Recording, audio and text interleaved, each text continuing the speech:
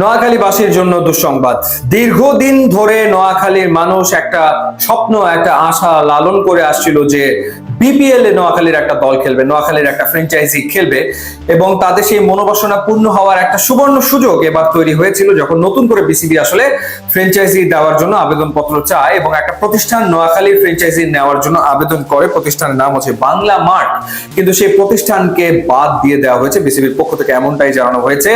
বাদ দেওয়ার কারণ বিপিএল গভর্নিং কাউন্সিলের যে চাহিদা, যে রিকোয়ারমেন্ট, সেই রিকোয়ারমেন্ট তারা আসলে ফুলফিল করতে পারেনি। অর্থাৎ যে কাগজপত্র চাওয়া হয়েছিল, প্রতিষ্ঠানের ফিনান্সিয়াল স্ট্রেংথ যে পর্যায়ে থাকার কথা, সেগুলো ফুলফিল না হয় বাংলা মার্কে ফ্র্যাঞ্চাইজি দেওয়া হচ্ছে না। এবং একই সাথে দুঃসংবাদ খুলনার দর্শকদের জন্য, কারণ খুলনা টাইগার্স টিম যে আবেদন করেছিল মাইন্ডট্রি গ্রুপ, তাদেরকেও আসলে দল দেওয়া হবে না, তাদেরকেও বাদ দিয়ে দেওয়া হয়েছে, কিন্তু কারণ স্পষ্ট করা হয়নি। একই কারণের কথাই বলা হয়েছে। কিন্তু যেহেতু খুলনা টাইগার্স এর আগের বিপিএল গুলোতে খেলেছে মাইন্ডট্রি গ্রুপের অধীনে, তাহলে এবার কেন দেওয়া হলো না, সেটা একটা প্রশ্ন বটে। এই দুটো ফ্র্যাঞ্চাইজি বাদ পড়ে গেছে এবং একই সাথে সবশেষ যে আলোচনা সভার আয়োজন করেছিল বিপিএল গভর্নিং কাউন্সিল, যারা দল পেতে আগ্রহী তাদের সাথে, সেইখানে দাওয়াত করা হয়নি। চিটাগং কিংস দলটা চেয়েছিল এসকিউ স্পোর্টস, তাদেরকেও সেখানে আমন্ত্রণ জানানো হয়নি, তাদেরকে আগেই আসলে বাদ দেওয়া হয়েছে।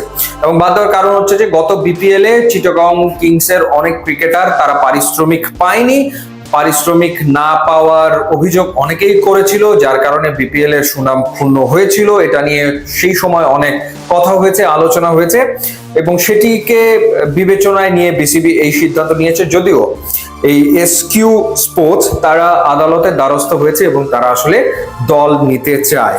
তো সেই ক্ষেত্রে চিটাগং কিংস থাকছে না নোয়াখালীর কোনো ফ্র্যাঞ্চাইজি, এবং একই সাথে খুলনা টাইগার্স তারা বাদ পড়ে যাচ্ছে।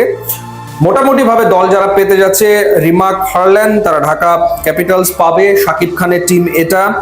এরপর রংপুর রাইডার্স, বসুন্ধরা গ্রুপের রাজশাহী কিংস যে দলটা, দেশ ট্রাভেলস আবেদন করেছিল, দেশ ট্রাভেলসকে দেওয়া হচ্ছে না এই ফ্র্যাঞ্চাইজি, দেওয়া হচ্ছে নাবিল গ্রুপকে। রাজশাহী ফ্র্যাঞ্চাইজি পেতে যাচ্ছে নাবিল গ্রুপ।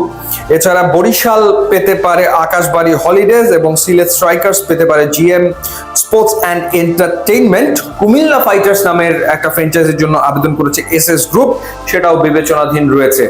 আর একদিন বাদে অর্থাৎ 4 নভেম্বর বিসিবির পক্ষ থেকে আনুষ্ঠানিকভাবে ঘোষণা করা হবে যে কারা আসলে দল পেল এবং কতগুলো দল এবারে বিপিএল এ অংশ নিতে যাচ্ছে।